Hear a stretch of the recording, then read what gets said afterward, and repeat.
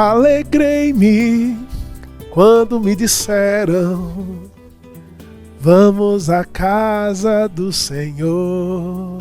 Hoje é dia de alegria, então adora ao Senhor de todo o seu coração, porque Ele quer encher você da graça, da glória, da verdade que vem dEle à medida que você o busca de todo o coração. Esse é o tempo que Deus preparou. Grandes coisas o Senhor tem feito, portanto, alegrai-vos no Senhor. Ele está presente, Ele habita no meio dos louvores. Onde você estiver agora, faça desse momento um tempo de intensa alegria, júbilo na presença de Deus. Vamos adorar o Senhor.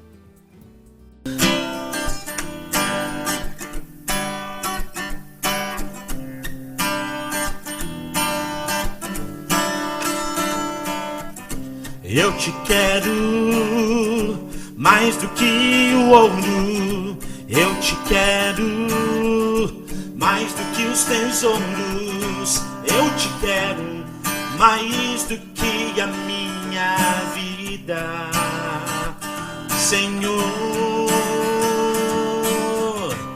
Te desejo mais do que 1000 bênçãos, meu anseio é agradar teu coração. Outro bem não possuo além de ti, Senhor. Tu és a porção da minha herança, és o bem maior pra mim. O meu coração não pode mais viver sem o teu grande amor. Oh, oh.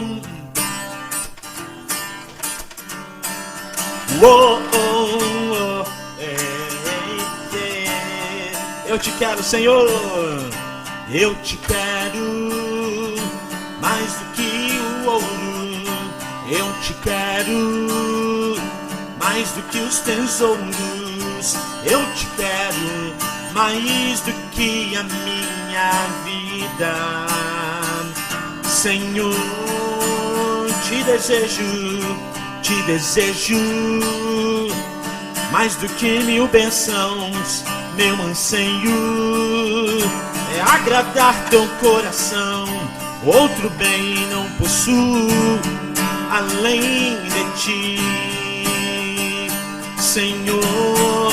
Tu és a porção da minha herança, és o bem maior pra mim.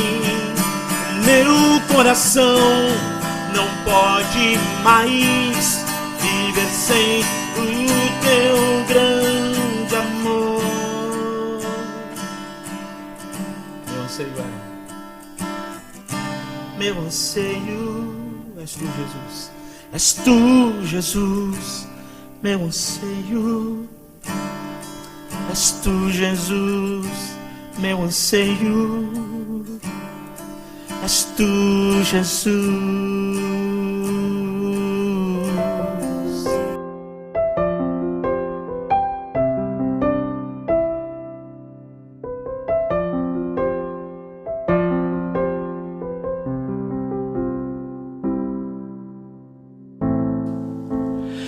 Esperamos o Senhor,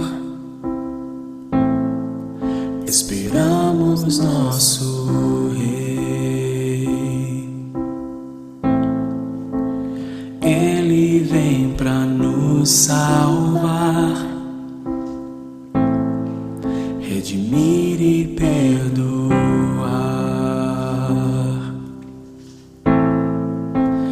Esperamos o Senhor, esperamos nosso Rei. Ele vem pra nos salvar, redimir e perdoar. Vem, Senhor, vem, Senhor, esperamos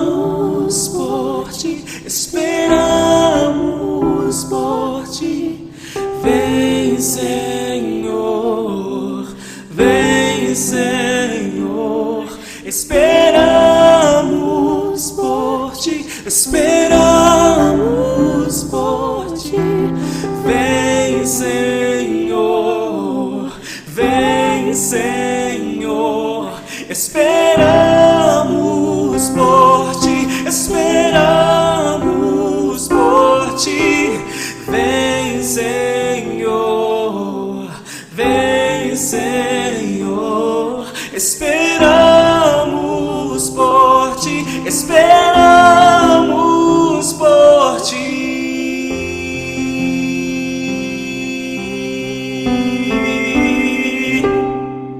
Messias, Messias, esperamos por ti. Redentor, Redentor, esperamos por ti. Salvador, Salvador, esperamos por ti. Consolador, Consolador, esperamos por ti. Jesus, Jesus, Jesus, Jesus, Jesus, Jesus, Jesus, esperamos por ti. Emmanuel, Emmanuel, Emmanuel, Emmanuel, Emmanuel, Emmanuel, Emmanuel, esperávamos por ti.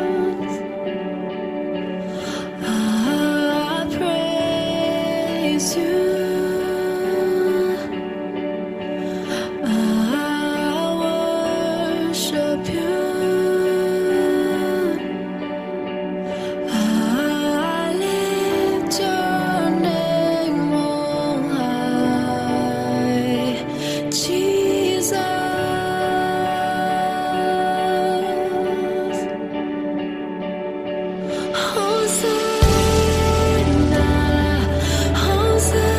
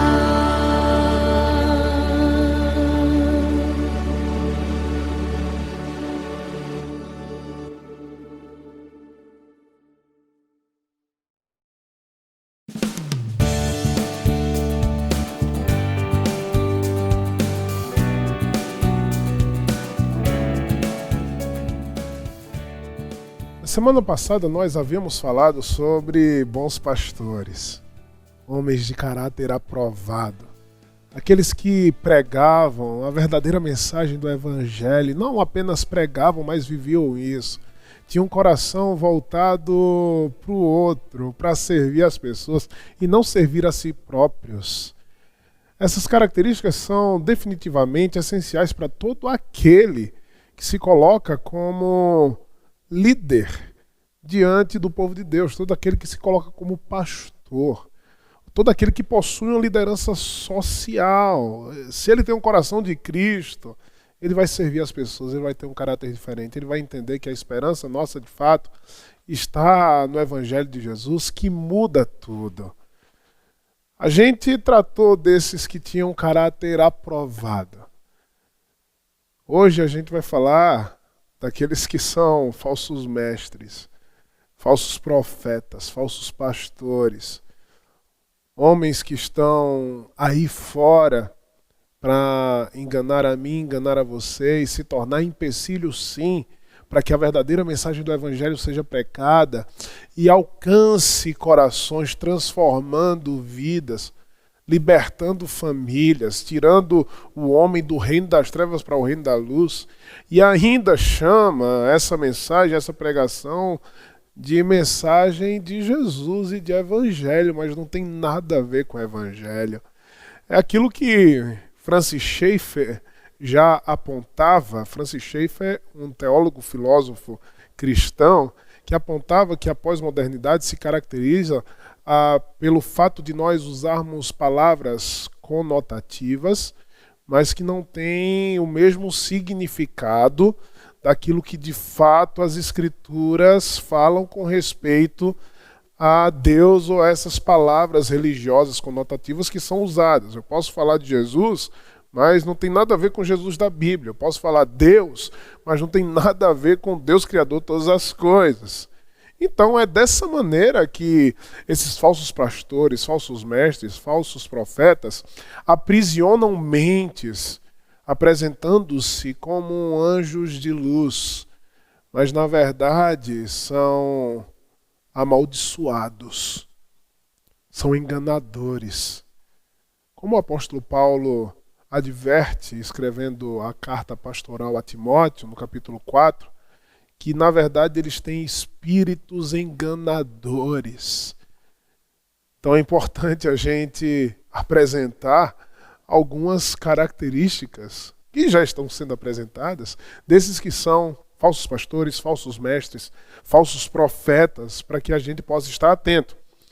Por isso que o apóstolo Paulo começa o capítulo 3 afirmando o seguinte: quanto ao mais, irmãos meus, alegrai-vos no Senhor. A tônica de alegria sempre presente no livro de Filipenses. Essa alegria que vem do Senhor, essa alegria que vem do Espírito Santo, essa alegria que vem do Evangelho, essa alegria que vem com a experiência transformacional que o Evangelho faz em nós e na vida das pessoas. A mim não me desgosta e é segurança para vós outros que eu escreva as mesmas coisas. Ou seja, eu vou escrever, porque é necessário eu advertir vocês de algumas coisas ainda. Então eu preciso repetir e repetir para que isso fique gravado no seu coração. É isso que o apóstolo Paulo está falando. E aí no verso 2 ele diz: acautelai-vos dos cães, acautelai-vos dos maus obreiros, acautelai-vos da falsa circuncisão. É muito importante esse chamado de Paulo para nós termos uma observação criteriosa em relação à pessoa que de alguma forma está trazendo o ensinamento referente a Deus e ao Evangelho para as nossas vidas. Acautelai-vos. O termo grego é presta muita atenção, abre o olho. Abre o olho! Porque nos últimos tempos, ele fala isso lá na advertência que ele faz a Timóteo, virão e surgirão falsos mestres, falsos pastores, falsos profetas, com ensinos que não vêm de Deus. Abre o olho, é isso que o apóstolo Paulo está falando. E a gente vive dentro desse evangelicalismo brasileiro tantas e tantas denominações, tantas e tantas igrejas. Eu não sou contra as muitas denominações, para mim não tem problema, eu sou contra a falta de unidade da igreja. Eu sou contra o falso evangelho que é pregado em muitas dessas denominações, que a gente pode pontuar, a gente pode apontar. Como, por exemplo, a Igreja Universal do Reino de Deus prega um falso evangelho. Toda igreja, aliás, que prega teologia da prosperidade é uma igreja que você deve cair fora. Teologia da prosperidade que vai dizer para mim e para você que para você ganhar algo de Deus tem que fazer aquela barganha de trazer um dinheiro ou fazer um sacrifício. Que isso se parece mais, na verdade, com as religiões místicas afro-brasileiras, que você precisa entregar alguma coisa para receber algo da entidade. É um falso evangelho. A gente pode falar da mundial, a gente pode falar daquele pastor gordinho que se veste com pano de saco, é tudo falso pastor. Abre o olho, abre o olho. E começa a observar também aqueles que vendem mezuzá na televisão, né? Eu acho que é a Renascer que faz isso. Abre o olho, não cai nisso, isso é falso ensino. Agora, há arrependimento, ao tornar para o evangelho. Até então Deus tem dado graça para que essas pessoas tornem o evangelho. Então, quando o apóstolo Paulo ele aponta para aquela época, porque afinal de contas, os últimos dias eles se iniciam a partir da ascensão de Cristo Jesus. E ele diz que nos últimos dias surgirão falsos mestres, falsos pastores, falsos profetas, como Jesus também aponta lá no Sermão do Monte, no capítulo 7. Isso perpassa toda a história da igreja. E a gente vai ver que por toda a história da igreja surgiram muitas heresias. Né? Marcião era um herege gnóstico que defendia, por exemplo, que o bem e o mal coexistem numa luta eterna, como pregava a religião gnóstica, como pregava os neoplatônicos, né? Os platonistas, os defensores das ideias de Platão. Então, sempre na história da igreja a gente vê se levantar heresias, né? A igreja na Idade Média houve a necessidade de erguer-se homens que buscavam retorno para as Escrituras, John Hus, John Wycliffe, Martinho Lutero, João Calvino, e assim por diante, tantos e tantos homens que ergueram-se para defender o Evangelho. Por quê? Porque a igreja se distanciou do Evangelho, diante, por exemplo, da idolatria a imagens de escultura, diante do dogma da infabilidade papal, o dogma de que a igreja era mediadora até Deus, e assim por diante. Tantas e tantas doutrinas erradas que privavam as pessoas de viverem toda a sua potencialidade na pessoa de Cristo Jesus. O apóstolo Paulo aqui está apontando também para um momento onde a igreja enfrentaria esses falsos apóstolos que eram enviados, esses falsos mestres que apareceriam. E ele diz em Atos capítulo 20, após deixar a igreja de Éfeso, depois de 3 anos convivendo ali com os irmãos e fazendo uma obra magnífica, ele diz: cuidado, porque surgirão dentre vós, falsos pastores, lobos em peles de ovelha. Então, como é que a gente identifica esses lobos em peles de ovelha? Verdadeiros articuladores, manipuladores, e por que não falar psicopatas, que tiram das pessoas a sua liberdade. E a primeira coisa que você deve perceber é a pregação, é a mensagem que é pregada. O O apóstolo Paulo, falando aos Gálatas, ele diz que se até mesmo anjo de luz descer do céu pregando um outro evangelho, considere anátema, considere condenado. Nós precisamos ter firmeza no evangelho. Que é isso, que você abre mão dizendo que não importa a mensagem, o importante é que está pregando Jesus. Não está pregando Jesus. Não é em nome de Jesus. O próprio Jesus falou que quando no julgamento final estiverem diante dele todos os homens, alguns vão dizer: em teu nome expeli demônios, em teu nome curei doentes. E Jesus vai falar para esses: eu não vos conheço. Por quê? Porque distorceram o evangelho, distorceram a mensagem do evangelho. Prenderam pessoas às suas falsas doutrinas, à sua religião que chamava-se de cristã, mas que por trás era ensino de demônios. Um falso evangelho. E o que é que caracteriza um falso evangelho? Aqui a gente está percebendo que se levantaram falsos profetas oriundos principalmente de dois movimentos, o movimento gnóstico e o movimento judaizante.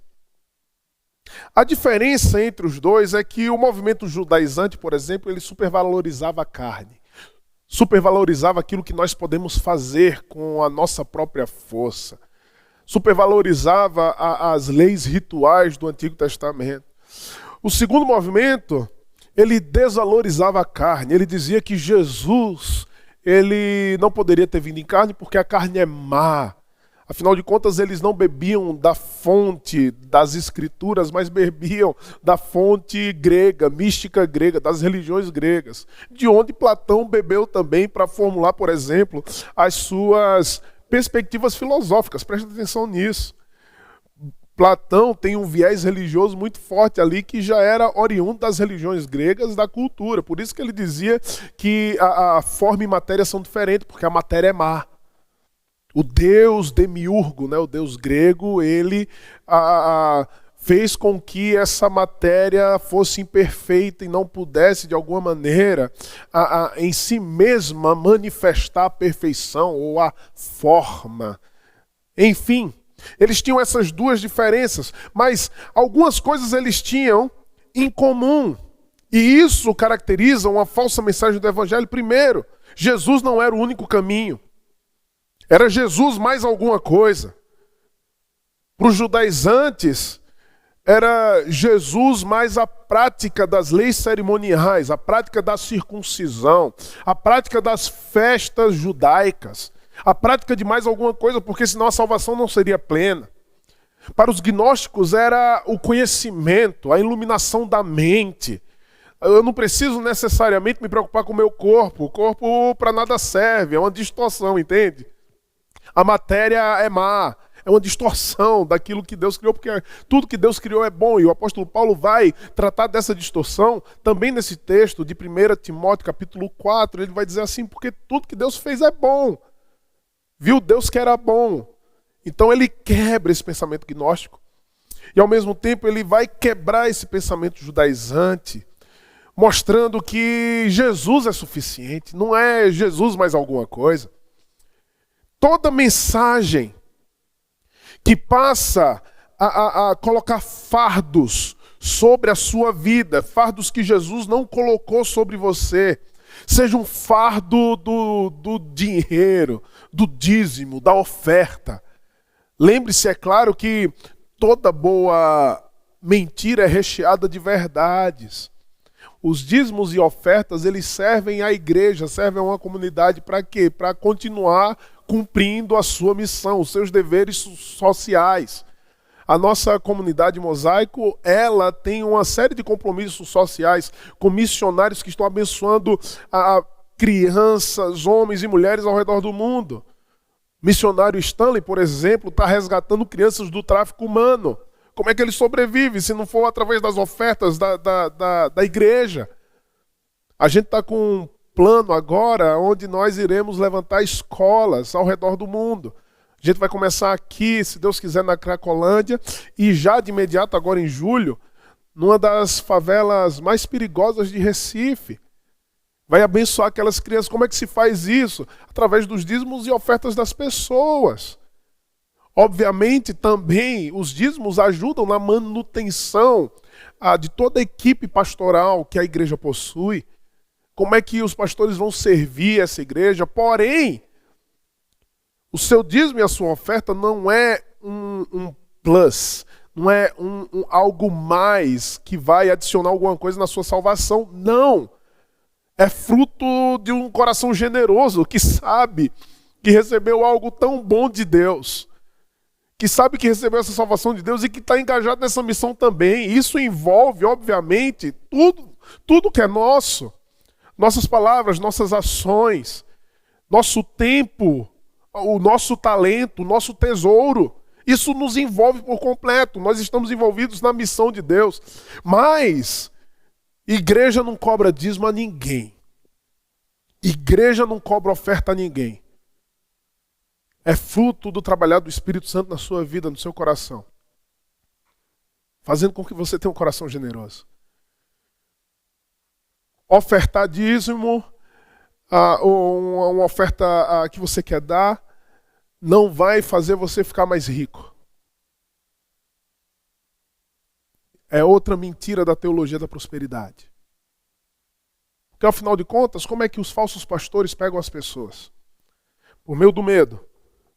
Tem algo na sua vida que você precisa tirar para você poder vencer. Por isso que sua vida não dá certo. Medo. Por meio da ganância. Você quer realizar seus sonhos? Dê isso para Deus. Vem aqui, 7 campanhas para você realizar seus sonhos. Por meio da ameaça. Vai deixar de vir na igreja? Presta atenção. A bênção de Deus não vai te alcançar. Entende? A ênfase não é em Cristo, a ênfase é na denominação, a ênfase é na igreja. A minha igreja é a mais correta, a minha igreja é mais não sei o que lá, a minha igreja é o caminho. A ênfase não é Cristo. Quando o verdadeiro evangelho vai colocar a sua ênfase na obra consumada de Cristo Jesus. A obra redentiva de Cristo Jesus. Cristo Jesus, aquele que fez tudo por nós e nos amou desde antes da fundação do mundo, que nos elegeu nele para sermos dele. Ele que fez todas as coisas. A ênfase da verdadeira mensagem não está em algo que você pode fazer para Deus, mas naquilo que Deus fez por você o tempo inteiro e está fazendo. E que Deus não depende de você.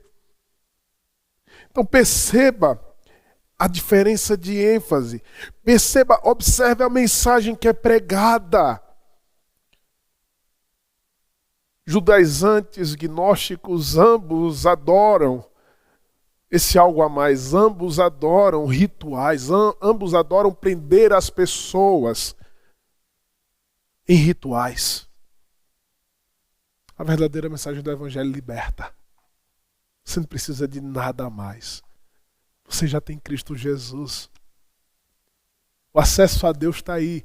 O acesso às maravilhosas bênçãos espirituais, as mais ricas bênçãos espirituais provindas de Cristo Jesus, foi dada para você nesse momento. Você não precisa de mais nada. Acautelai-vos dos maus obreiros, desses cães. Acautelai-vos da falsa circuncisão. É interessante aqui pontuar também em relação a essa ênfase judaizante que ameaçava a igreja no primeiro século e que ameaça a igreja também. Quantas igrejas hoje em dia elas tomaram símbolos judeus e se apropriaram, achando que isso traria mais pureza, quando pelo contrário, a gente não precisa mais de sinais externos. A circuncisão era um sinal externo. um sinal externo de que esse povo pertencia a Deus, mas apontava, era uma tipificação, era um tipo daquilo que haveria de ser o povo quando fosse batizado pelo Espírito Santo no Pentecostes.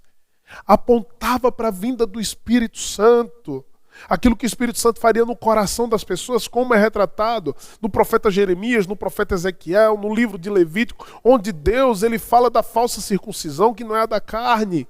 A verdadeira circuncisão é a circuncisão do coração.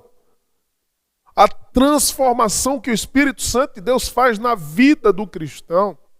Então, para os judaizantes, esse sinal externo era necessário para que você pudesse adquirir a bênção de Deus, ou a salvação de Deus, ou a prosperidade, ou qualquer coisa que se referisse a uma vida diante do Deus vivo, uma vida dentro do reino de Deus, quando, na verdade, com a vinda do Espírito Santo, esses sinais externos são ultrapassados, são retrógrados, não servem mais. Por quê? Porque na dinâmica da revelação progressiva de Deus, de como Deus agia na história, com a vinda do Messias, todos aqueles rituais passados, a matança de animais perfeitos, que representavam sim o perdão e a expiação do pecado, não era mais necessário porque veio o Cordeiro de Deus. Veio o Cordeiro de Deus que tira o pecado do mundo. Logo, se tornaram ultrapassados, se tornaram em desuso todo e qualquer elemento ritualístico do Antigo Testamento. Por quê? Porque o Messias veio, e com a vinda do Messias e a ressurreição de Cristo, e o ministério dele revelando o reino de Deus, o perdão de pecados, a morte e a ressurreição, o ministério revelando o reino de Deus, vem o Espírito Santo após a ascensão de Cristo Jesus. O Espírito Santo é a nossa circuncisão. O selo do Espírito Santo, o Espírito Santo vivendo em nós. Agora o fruto do Espírito sendo manifestado em nossas vidas, o amor sendo vivido em nós, a nova realidade de Cristo Jesus em nós, nós vivendo agora como a nova humanidade, é a manifestação da verdadeira circuncisão. É o que o apóstolo Paulo vai falar no verso posterior. Porque nós é que somos a circuncisão. Nós que adoramos a Deus no Espírito e nos gloriamos em Cristo Jesus e não confiamos na carne. Nós caminhamos no Espírito Santo. O Espírito Santo vive em nós.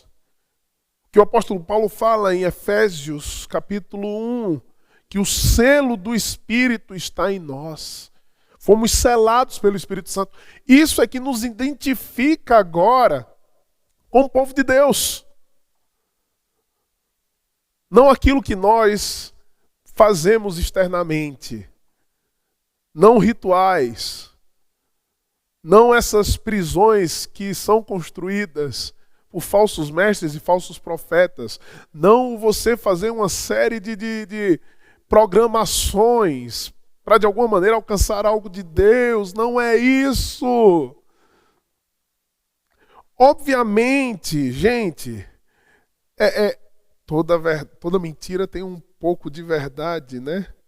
Na verdade, a mentira é uma distorção da verdade, mas se utiliza de termos que a verdade usa também. Satanás é hábil em fazer isso.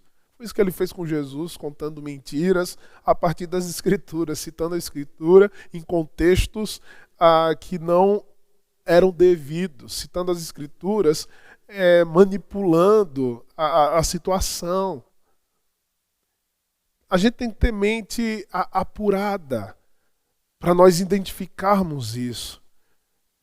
Então, existem programações que nós devemos fazer em comunidade, para que a gente não se torne extremamente libertino, no sentido de que nós não precisamos mais de igreja, nós não precisamos de liderança, nós não precisamos de pastor, a gente pode viver a nossa vida cristã independente disso, que é outra mentira também.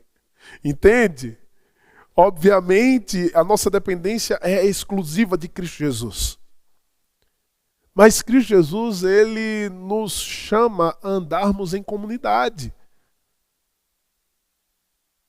Desde Atos capítulo 2, a gente vê como o povo vivia em comunidade, perpassando toda a história do século I e as cartas que foram escritas para a igreja, para um povo, o chamado de não deixar de congregarmos, como fala lá em Hebreus. Somos um povo comunitário.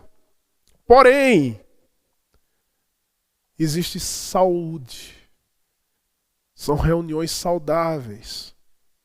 São reuniões que não privam você de viver a sua missão no mundo. Nós fomos chamados para viver a missão no mundo, não para dentro da igreja. Existem igrejas que prendem as pessoas por meio de programações que servem não para transformar o coração, mas para manipular e prender. Se você se vê preso numa igreja, abra o olho. Nós somos presos a Cristo. Mas ao mesmo tempo nós servimos a comunidade. Entende isso? A gente precisa estar atento a isso. Ao mesmo tempo nós servimos o outro irmão à medida que nós nos encontramos com ele. Isso é fundamental, é necessário, essa edificação mútua. Nós não somos igreja sozinho. Eu não sou igreja. Nós somos igreja. Uma denominação não é igreja sozinha. É ela mais aquela outra denominação. São igreja. Um pequeno grupo na igreja sozinha. É ele mais essa grande denominação ou outra pequena igreja de bairro. Somos igreja. O que nos une ao verdadeiro evangelho. E isso a gente não abre mão. Isso a gente não abre mão. Mas preste atenção. Igreja não foi criada para prender você. Foi para libertar você. Você é livre. Você é livre. O texto continua e diz assim: bem que eu poderia confiar também na carne. Se qualquer outro pensa que pode confiar na carne, eu ainda mais. Circuncidado ao 8º dia, da linhagem de Israel, da tribo de Benjamim, hebreu de hebreus, quanto à lei, fariseu, quanto ao zelo, perseguidor da igreja, quanto à justiça que há na lei, irrepreensível. O apóstolo Paulo está dando aqui todo o seu currículo, tudo aquilo que ele vivia como um servo da lei dos judeus, para mostrar que vocês querem ter confiança na carne, esses falsos profetas querem confiar na sua própria carne, na sua própria força, naquilo que eles podem fazer para Deus. Eu também posso confiar. Hebreus de hebreus, quanto à lei, fariseu, da tribo de Benjamim, circuncidado ao 8º dia, ou seja, ele fez tudo certinho. Para você fazer parte da seita dos fariseus, você tinha que andar de uma maneira irrepreensível. Os fariseus, eles obedecem leis diárias, mandamentos diários. Os fariseus tinham uma conduta ritualística extremamente rígida, jejuns semanais. Dentre tantas e tantas outras coisas, eles se consideravam os puros, aqueles que vinham para purificar a religião de Israel. Paulo, ele coloca, era da tribo de Benjamim, a tribo que ficou junto com o reino de Judá quando Israel foi dividido. Afinal de contas, o reino de Judá era da linhagem do Messias, da linhagem de Davi, não se rebelou contra a linhagem de Davi, que representava o pacto da aliança de Deus com o seu povo, porque afinal de contas, o reino de Davi seria eterno, apontando para quem? Não para Davi, mas para Cristo Jesus. Esse era Paulo. E ele diz: você quer se gloriar naquilo que vocês fazem para Deus? Eu posso me gloriar naquilo que eu faço para Deus. olha aqui o meu currículo, olha aqui a minha ficha, olha o quanto que eu fiz por causa dessa fé ultrapassada que se esqueceu de olhar para as Escrituras como elas de fato são e começou a olhar para as suas tradições. Isso é um problema. Tradicionalismo é um problema. O tradicionalismo que não reflete as Escrituras. Presta atenção. O tradicionalismo que não reflete aquilo que a Bíblia de fato fala. Precisa mudar. Então o texto continua e diz: mas o que para mim era lucro, isto considerei perda por causa de Cristo. Sim, deveras considero tudo como perda, por causa da sublimidade do conhecimento de Cristo Jesus, meu Senhor, por amor do qual perdi todas as coisas e as considero como refúgio para ganhar a Cristo. Paulo pega aquele currículo, as coisas que ele fez para Deus, e ele considera como refúgio. Sabe o que é refúgio, né? Refúgio é cocô de animal. E é exatamente isso que o termo no original grego quer dizer. Ele pega tudo isso, sabe, tudo isso que nós nos orgulhamos, tudo isso que nós dizemos, nossa, eu fiz isso para Deus, eu fiz isso para Deus, eu participei de tantos encontros, ou eu participei de tantos jejuns, fiz tantas vigílias, ou subi em tantos montes, e tudo isso a gente faz, né? Tudo isso a gente faz. Mas não é isso que traz salvação. Não é isso que traz salvação. Não são campanhas que trazem salvação. Nós iremos buscar a Deus em jejuns, nós iremos orar. Como Paulo orava, como Jesus fazia. Mas sempre em resposta a algo muito maior. Se esse algo muito maior não existe, não acontece nada em nossas vidas. É nulo, é refúgio, é apenas ritual, é religiosidade. Se não existe algo muito maior envolvendo a nossa vida, o nosso coração, nos transformando de dentro para fora. É cocô de animal. Muito forte essa palavra. Muito forte essa palavra. Mas se a sua espiritualidade está baseada em rituais, está baseada no exterior, não está baseada na nova vida do Espírito Santo, no batismo de Deus em nós, nessa nova realidade que nós ganhamos a partir do momento que nós cremos em Cristo Jesus, por isso somos selados no Espírito Santo, essa nova circuncisão. Se a sua fé está baseada naquilo que você faz para Deus, isso é refúgio.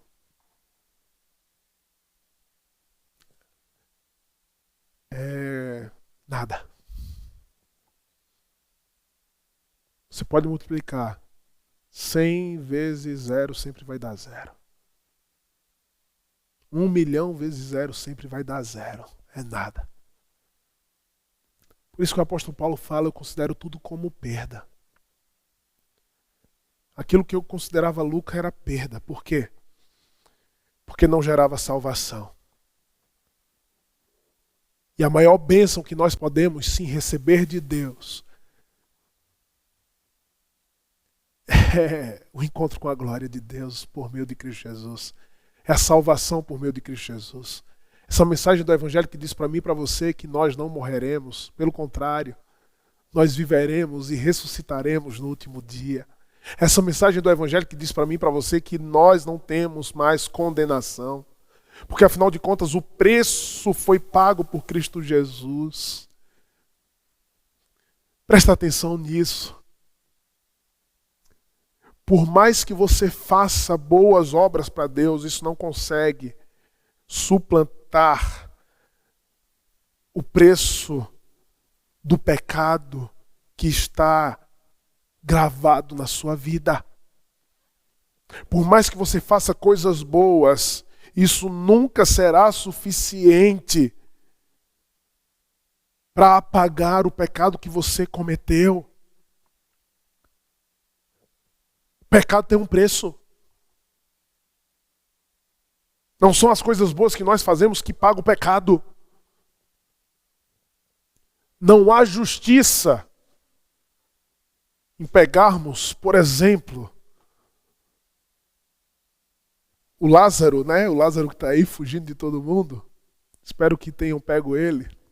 Vou usar esse exemplo que está todo mundo falando. Não há a justiça em pegar o Lázaro e colocar ele para fazer coisas boas e liberar ele. Ele pode passar o resto da vida fazendo coisas boas, mas ele precisa pagar pelo mal que ele fez. Isso é justiça. E sabe o que é o Evangelho? O Evangelho é Deus olhando para nós, pecadores, e dizendo: eu vou pagar o preço do erro que você cometeu. Porque as suas boas obras não vão cobrir o erro que você cometeu no passado. Mas o meu sangue, o meu preço, o meu sacrifício, esse sim é suficiente para cobrir os erros que você cometeu no passado. E nós nos aproximamos de Cristo Jesus e nos aproximamos de Deus com essa confiança. E é maravilhoso. Não há mais culpa. Não há mais condenação. O preço foi pago. Por pior pecador que você seja, por pior pecado que você tenha cometido, se você hoje se apropria do perdão de Cristo Jesus, você pode pagar sim essa condenação diante dos homens, mas diante de Deus você é salvo. Cristo perdoou. Cristo te salvou. Essa é a mensagem mais poderosa do universo. Essa é a mensagem necessária para esse mundo extremamente pervertido, doente, que não tem como escapar das suas próprias mazelas, dos próprios buracos que ele cavou. O Evangelho é Deus dizendo para mim e para você: eu vos amo, eu vos perdoo, eu quero te abraçar, eu quero te abençoar, mas Senhor, o que é que eu vou dar em troca? Nada. Eu só quero você.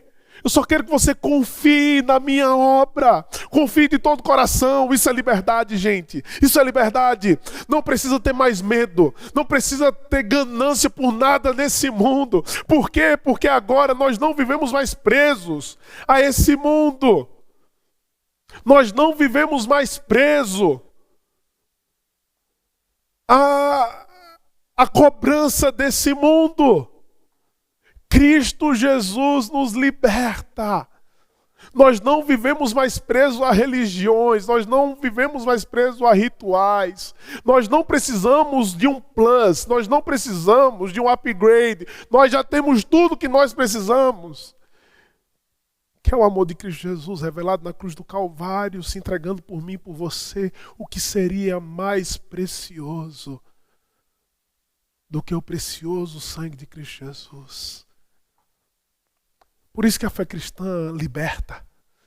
Por isso que a fé cristã tira a culpa.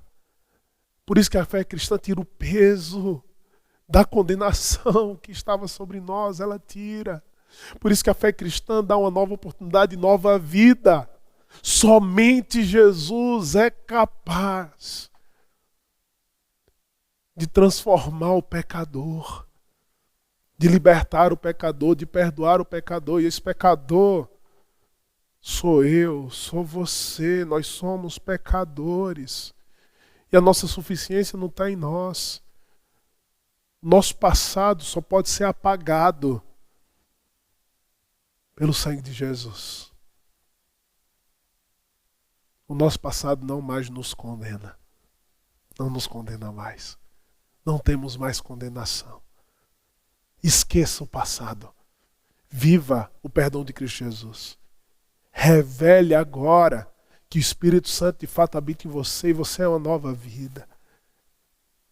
Nova característica, nova forma de agir, pensar, falar, se relacionar com as pessoas, liberdade real, vivendo aquilo para o qual nós fomos criados para viver e ser.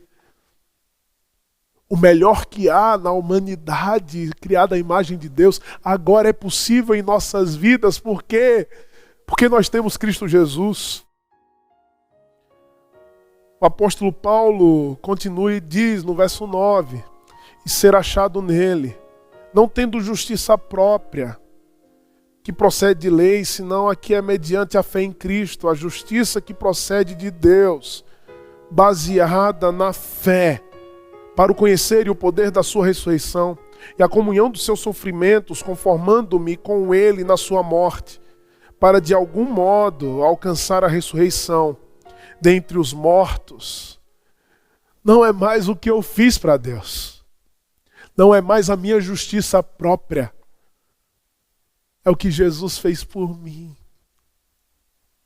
É o quanto Ele me amou. Aqui está meu novo currículo. Eu não tenho nada. Se eu for mostrar para vocês o que eu tenho, eu não tenho nada. Porque o meu passado me condenava. Mas agora, o que eu tenho aqui em mãos é a assinatura de Jesus, dizendo que eu sou filho amado dele, resgatado do inferno, resgatado das trevas, para viver no reino do Filho do seu amor agora. Eu tenho o sangue de Jesus. Você me aceita? Minha vida mudou. Você me aceita? Comunidade cristã recebe pecadores. Comunidade cristã recebe gente que se arrependeu, se converteu de verdade, se transformou de verdade. Falsos profetas, falsos mestres, falsas igrejas não exigem transformação de ninguém. Não exigem santificação. Exigem rituais. Transformação não. Rituais sim. Mas santificação é a característica manifesta do que Deus fez no nosso coração. De fato, tudo muda. Tudo muda. E o apóstolo Paulo fala, eu considero tudo como perda porque agora eu quero conhecer algo muito maior, que não são os rituais. Eu sou achado em Cristo Jesus, meu Senhor. Eu sou encontrado nele, o filho perdido encontrado. Eu quero conhecer ele, o poder da sua ressurreição. Eu quero participar do seu sofrimento. É o que nós somos chamados para viver agora que temos a realidade de Deus. Não vivermos enfurnados em rituais, mas pelo contrário. Pregarmos essa verdadeira mensagem do Evangelho para a transformação de outras pessoas, de outras vidas, de cidades, de nações. Porque nós carregamos o poder da ressurreição. Isso é a nova circuncisão, isso é o batismo. Nós morremos com Cristo. Nós fomos enterrados com Cristo. Nosso pecado foi morto na cruz do Calvário. E nós nos apropriamos disso pela fé. A fé é esse meio, a fé é essa intermediadora. Para nós nos apropriarmos, tomarmos posse dessa salvação, nós cremos, Senhor, o meu pecado foi levado na cruz do Calvário pelo Senhor e vivemos agora o poder da ressurreição, ou seja, é uma nova vida. Nós vivemos agora a manifestação do poder da ressurreição de Cristo Jesus em nós.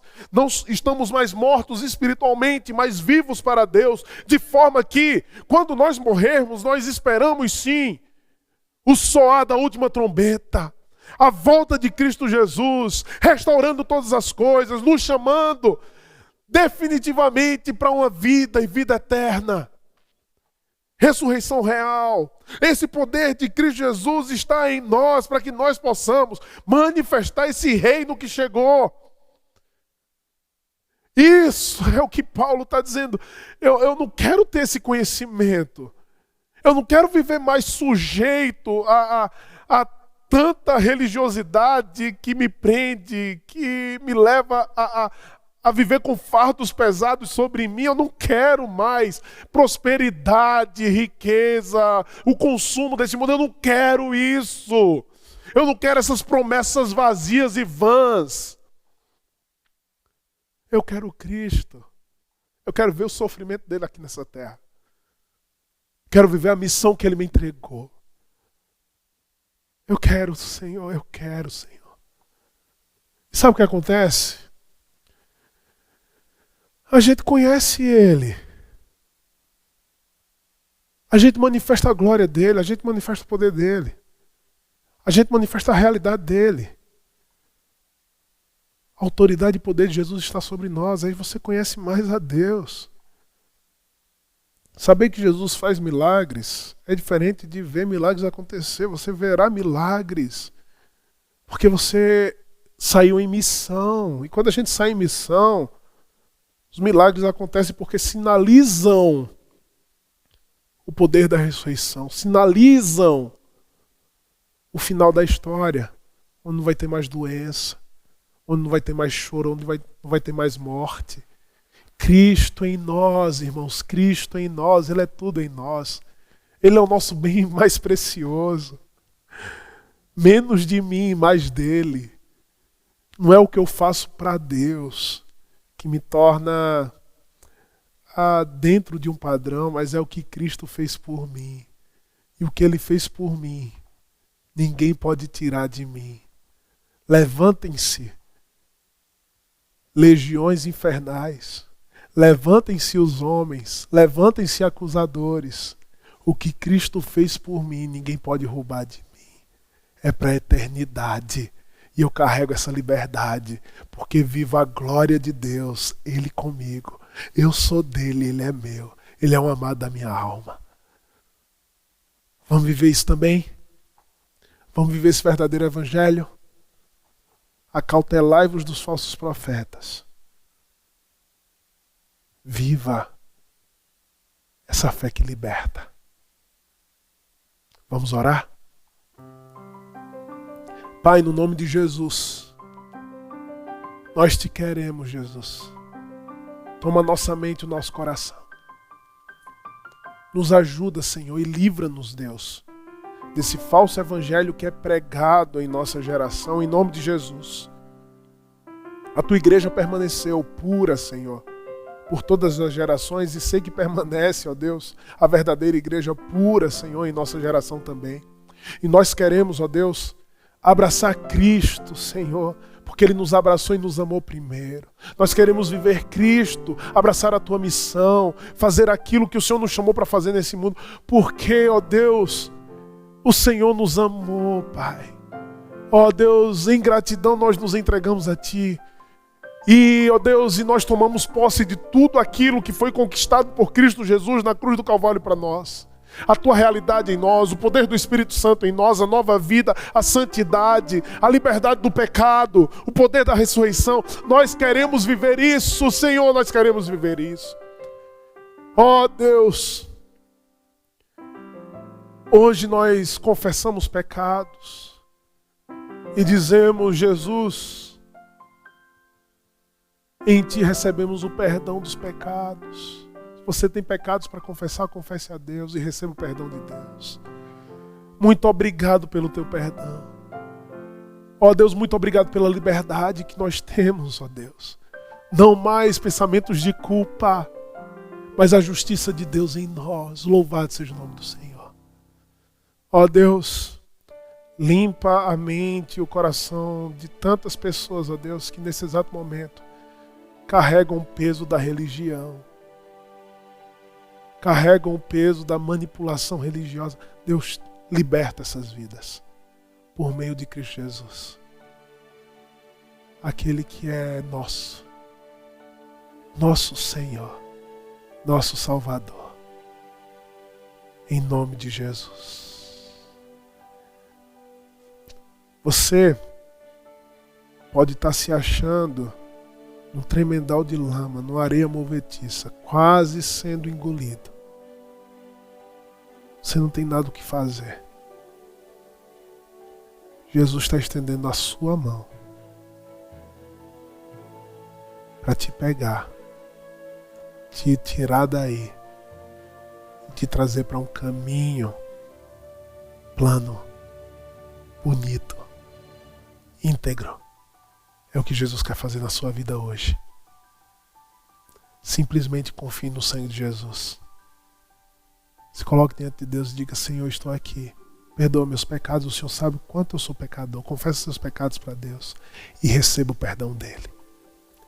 Que a graça do nosso Senhor e Salvador Jesus Cristo, que o amor de Deus nosso Pai, que a comunhão do Espírito Santo de Deus esteja com você hoje e sempre. Amém. Que Deus te abençoe. Um bom início de semana.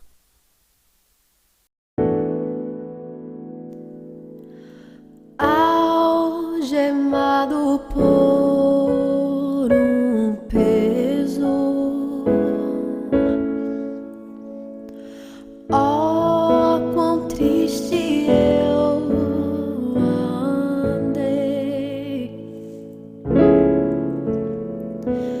de sentir a mão de Cristo. Não sou mais como eu era, eu sei.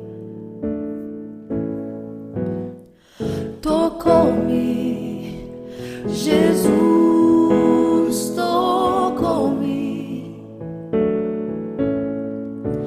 de paz ele encheu meu coração. Quando o Senhor Jesus me tocou, livrou-me da escuridão. Tocou-me, Jesus tocou-me, de paz ele encheu meu coração. Quando o Senhor Jesus me tocou, livrou-me da escuridão.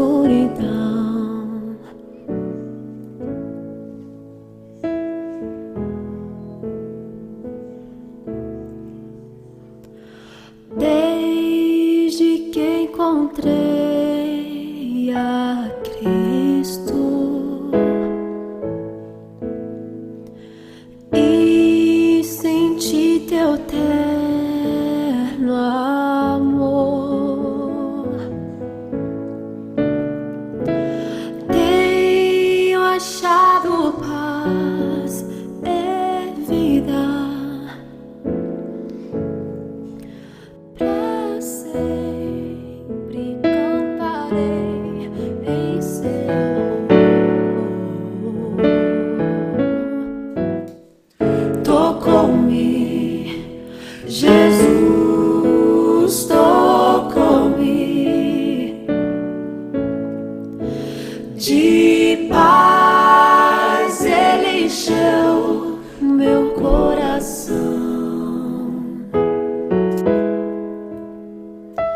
Quando o Senhor Jesus me tocou, livrou-me da escuridão. Tocou-me, Jesus tocou-me,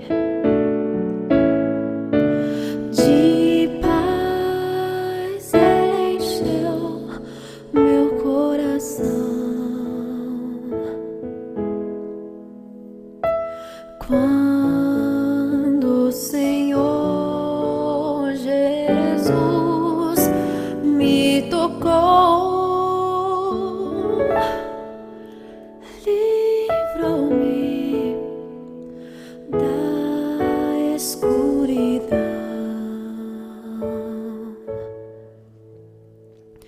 Quando o Senhor Jesus me tocou,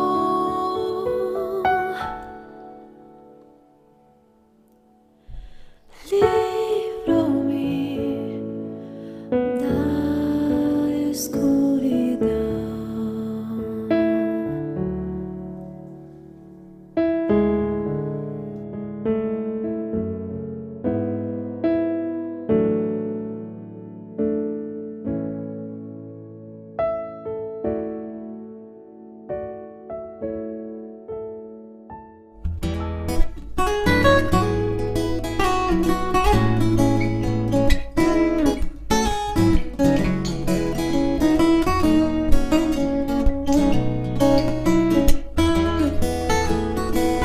A alegria está no coração de quem já conhece a Jesus.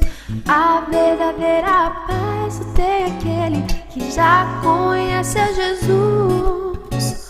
O sentimento mais precioso que vem do nosso Senhor é o amor que só tem quem já conhece a Jesus. Aleluia, amém. A alegria está no coração de quem já conhece a Jesus. A verdadeira paz só tem aquele que já conhece a Jesus. O sentimento mais precioso que vem do nosso Senhor é o amor que só tem quem já conhece Jesus. Aleluia, amém. Aleluia, aleluia, aleluia, aleluia. O sentimento mais precioso que vem do nosso Senhor é o amor que só tem quem já conhece Jesus. Aleluia, amém. Posso pisar numa tropa e soltar as muralhas. Aleluia, aleluia. Posso pisar numa tropa e soltar as muralhas. Aleluia, oh, oh, oh. Ele é a rocha da minha salvação, com ele não há mais condenação. Posso pisar numa tropa e soltar as muralhas. Aleluia, aleluia, aleluia, aleluia, aleluia. Ele é a rocha da minha salvação, com ele não há mais condenação. Posso pisar numa tropa e soltar as muralhas. Aleluia, oh.